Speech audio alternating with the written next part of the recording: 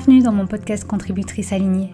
En solo ou avec des invités passionnés par leur métier, j'ai à cœur d'impulser en vous l'envie de suivre vos élans quand ils sont là, de ne surtout pas les étouffer. Je vois l'entrepreneuriat comme un véritable chemin initiatique de rencontre avec soi-même, où l'on gagne en confiance avec l'expérience de certains challenges, en allant puiser dans des ressources insoupçonnées. Avec ce podcast, je souhaite aussi donner la parole à toutes ces femmes créatrices qui restent souvent dans l'ombre, afin qu'elles nous partagent leur manière de vivre l'entrepreneuriat et le grand message qu'elles souhaitent diffuser à travers leurs soins ou leurs accompagnements. Nous avons plus que jamais besoin de toutes ces propositions humaines, alors arrêtons de douter de notre rôle, osons nous montrer et occuper notre place.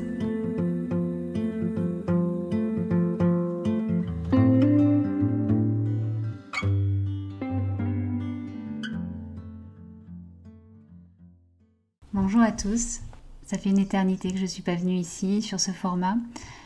En y réfléchissant, je pense que c'est en lien avec la thématique que je vais aborder aujourd'hui. Tout simplement parce que je n'avais plus de jus, plus d'énergie, plus d'envie, plus de créativité, plus rien. J'étais comme vidée de ma substance et bien sûr pour moi faire quoi que ce soit sans être animée, sans avoir quelque chose à dire, sans avoir l'énergie pour le faire, c'est impossible, je n'arrive pas à me forcer. Donc ce qui explique mes 3 mois d'absence ici, je crois, voire plus, je sais pas. Je voudrais commencer cet épisode avec des chiffres qui m'ont marqué. En fait, j'avais dans l'idée de faire un épisode sur ce sujet. C'est tout récent, hein, j'ai eu l'idée il y a quelques jours.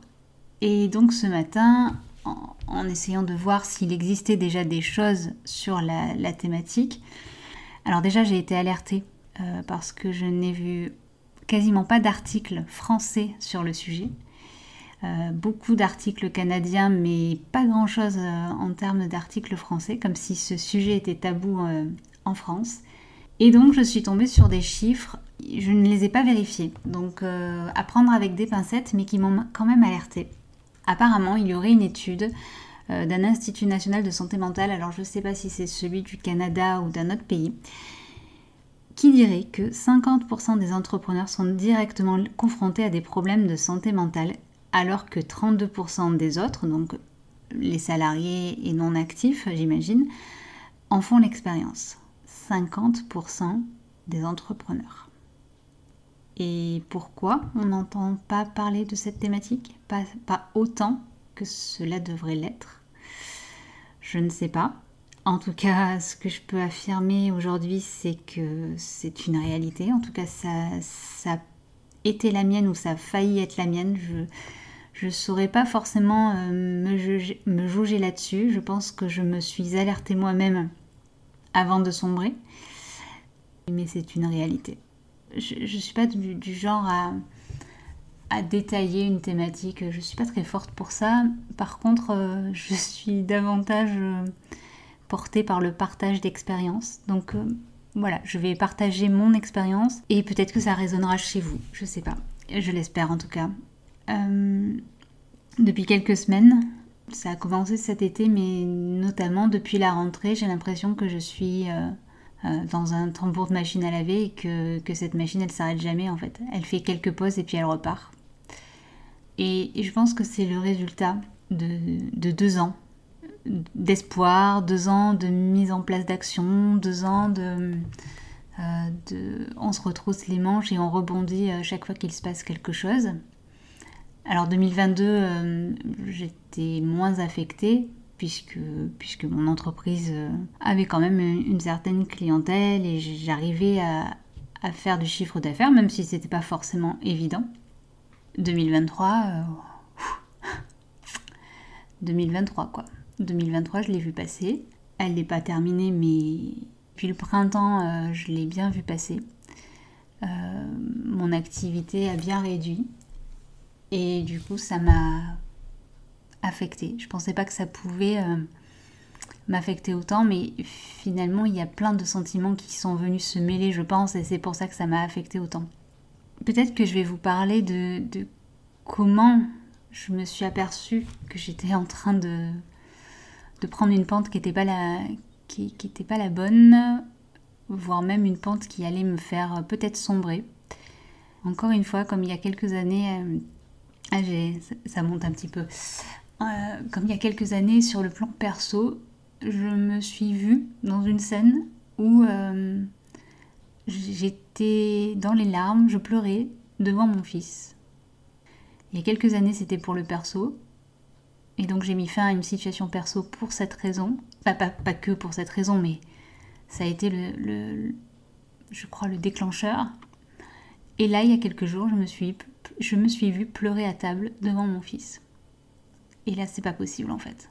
C'est pas possible. En fait, peu importe nos choix, à partir du moment où on commence à se sentir mal avec, on peut les arrêter, on peut choisir une autre direction, contourner, revenir peut-être plus tard, mais pas souffrir. Pas souffrir. Parce qu'il n'y a rien de plus précieux que notre santé mentale en fait. Je n'ai pas préparé cet épisode comme d'habitude, donc je risque d'aller d'un endroit à l'autre constamment. Vous m'excuserez, hein, vous me connaissez maintenant. Depuis quelques semaines, depuis la rentrée je dirais, j'ai une perte d'énergie générale. En septembre, je m'en suis pas trop préoccupée parce que le mois de septembre est toujours un peu comme ça chez moi. Il y a beaucoup de choses à mettre en place, surtout quand on est maman. Donc il y a la rentrée du garçon à mettre en place, les inscriptions, etc. Donc on est un peu pris dans cette machine. Et puis fin septembre, en général, on souffle un peu et ça redevient à la normale. Et en fait, après septembre, j'ai continué à me sentir extrêmement épuisée, au point où j'avais l'impression que... En fait, dès le matin, j'étais fatiguée. Dès le matin, j'avais plus d'énergie pour faire des choses. En fait, je n'avais d'énergie que pour assurer ma présence dans des séances d'accompagnement et que, au-delà des séances, plus rien. Le néant, le total, zéro créativité. Parfois j'ai eu quelques élans de créativité pour faire quelques posts ou quelques articles de blog, mais ça s'est arrêté là en fait. Il n'y a plus vraiment de projets qui ont été mis en place. Et ça, c'est un des signes aussi pour moi. C'est que quand il n'y a plus l'envie, c'est pas normal. C'est pas normal parce que je suis normalement quelqu'un qui a toujours plein d'envie. À cela, s'est ajouté, alors ça c'est peut-être un peu plus vieux, ça date peut-être de cet été, comme une perte d'espoir. Une perte d'espoir en la capacité à réussir avec mon entreprise. Alors quand je dis à réussir, ma notion de la réussite, c'est la mienne. Hein. Donc c'est vivre correctement de mon entreprise, m'assurer un équilibre, une certaine sérénité, un certain apaisement, et ça sera déjà très bien. Et donc j'ai vécu un certain sentiment de désespoir, de découragement aussi. Et tout ça, ça m'a amené à de la démobilisation, à un désengagement, à une démotivation, à de la procrastination, enfin tout ce qui va avec cette sorte... En fait, j'ai même envie de mettre le mot, j'ai l'impression que c'est les prémices d'un état dépressif finalement, qui s'est enrobé d'un petit état anxieux, hein, la sensation d'être tout le temps régie par une certaine forme de peur, de nervosité. J'avais moins de patience aussi. J'ai remarqué hein, que le soir, quand ma deuxième vie de maman commence, j'avais moins de patience, il fallait que ça roule.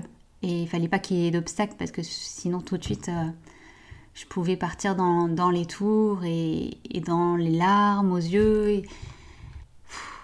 Pas gai quoi, c'était pas gai tout ça. Et là ces dernières semaines, en fait j'ai vraiment eu la sensation d'être observatrice de moi-même, où je me vois encore un peu complètement éteinte. Et ça c'est pas moi, je ne suis pas quelqu'un d'éteinte. Je ne suis pas quelqu'un d'éteinte, je suis quelqu'un d'assez lumineux, assez enjoué, assez animé par ce qu'elle fait au quotidien, avec plein d'idéaux, plein de convictions, plein d'envies. Et là, plus rien. Plus rien du tout. Donc voilà un petit peu mon état des dernières semaines et le Graal, là, de me voir pleurer devant mon fils. Là, je me suis dit, c'est pas possible en fait, c'est pas possible. Tes choix peuvent être changés, peuvent être modifiés en cours de route. C'est pas parce que tu as été follement animée par ce désir d'entreprendre, ce désir de créer tes propres accompagnements, de servir les personnes qui en auraient besoin, que tu ne peux pas te rendre utile d'une autre manière. Et je me suis questionnée du coup sur pourquoi j'en suis arrivée là. Pourquoi ça m'a pas alertée avant, pourquoi je suis rentrée dans cette sorte d'engrenage. J'ai pas forcément de réponse, mais j'ai des pistes de réflexion. Je pense que l'entrepreneuriat, c'est un petit peu véhiculé comme un super-héros. Un super-héros qui, alors souvent, en plus, tout ça est bien alimenté de storytelling bien vendeur. Hein. C'est souvent soit quelqu'un qui réussit en 6 mois avec des résultats extraordinaires, soit quelqu'un entre guillemets qui vient de nulle part et qui monte une entreprise reconnue mondialement ou même qui a un fort impact, mais on parle finalement très peu des gens qui entreprennent et qui arrêtent en cours de route, des gens qui ne réussissent pas, des gens qui font demi-tour de gré ou de force entre guillemets. On en parle finalement très très peu. Comme si c'était une honte, comme si c'était le pire échec possible. Pour ma part, j'ai même ressenti quelque chose de l'ordre, on pourrait se dire de moi que voilà, elle a fait son petit caprice, elle a lancé son entreprise, mais voilà, elle se rend compte qu'il y a une réalité dans la vie. Hein. Faut manger et de nos jours, vaut mieux s'assurer un petit confort salarié. Et j'avais du mal avec cette idée, j'avais du mal, je pense, à assumer ça. Jusqu'à il y a peu, cette idée de potentiellement revenir à du salariat, mais mon Dieu, c'est très récent, parce que cet été, quand j'imaginais cette solution, en fait, je pleurais. Je pleurais. Et à la rentrée, quand j'imaginais cette solution, je pleurais plus, mais j'avais une boule dans la gorge. Ce que je voulais dire aussi, j'ai fait un post là-dessus il y a quelques semaines, c'est que même si on a une capacité à rebondir de tout ce qui arrive, au bout d'un moment, quand on a l'impression de ne faire que rebondir, quelque part le ressort, il n'a plus de ressort, il n'a plus d'élastique, quoi. Hein. On n'y arrive plus. C'est épuisant. Et je pense qu'il faut le dire aussi, tout en affirmant que c'est pas une fatalité. Ça peut être temporaire. Et d'ailleurs, peut-être que je me fais des illusions, mais pour moi, c'est temporaire.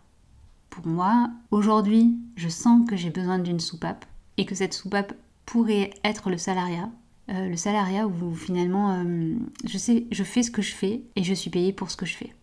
Et donc ça, je pense que ça peut être une soupape temporaire. Le temps que je tire aussi des enseignements de ces 2 ans d'entrepreneuriat, que je continue parce que je vais continuer. En fait, j'ai pas créé tout ça pour le clôturer, ça me ferait trop de mal, c'est impossible. Et j'y crois tellement.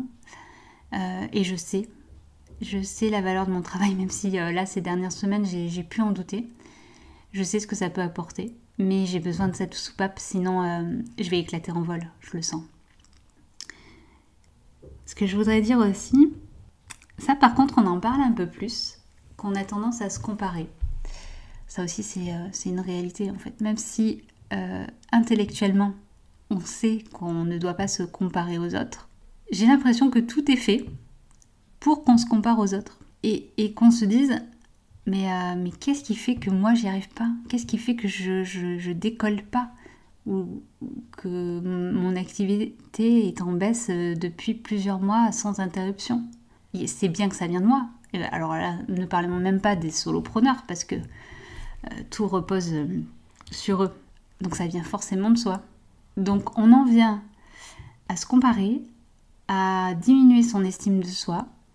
Là, ces dernières semaines, j'en suis même venue à douter de mes compétences techniques. De mes compétences techniques métier, quoi, d'accompagnante. Je parle même pas des compétences d'entrepreneur.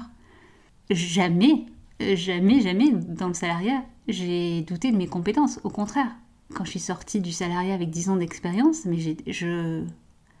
ma phrase c'était je tente l'entrepreneuriat et de toute façon, Que ça marche ou que ça marche pas, je sais que je postule et je serai prise le lendemain. Sans perdre en humilité, mais je sais ce que je vaux en termes d'accompagnante. Et ben, ces dernières semaines, je le savais plus. Je le savais plus.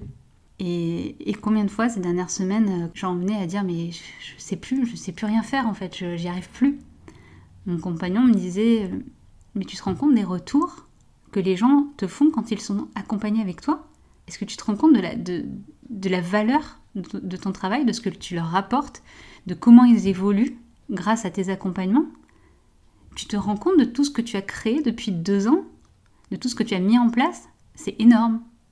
Alors oui, peut-être, mais quand on est dans une phase où on ne croit plus vraiment en ce qu'on fait, ça, vraiment, très honnêtement, on a du mal à s'en rendre compte. Donc aujourd'hui, je vous raconte ma vie, mais c'est pas grave. Non, je pense que ça peut aider parce qu'en fait je vois trop de personnes autour de moi qui sont dans cette situation. Alors ne parlons même pas des entrepreneurs du bien-être parce que c'est presque une généralité.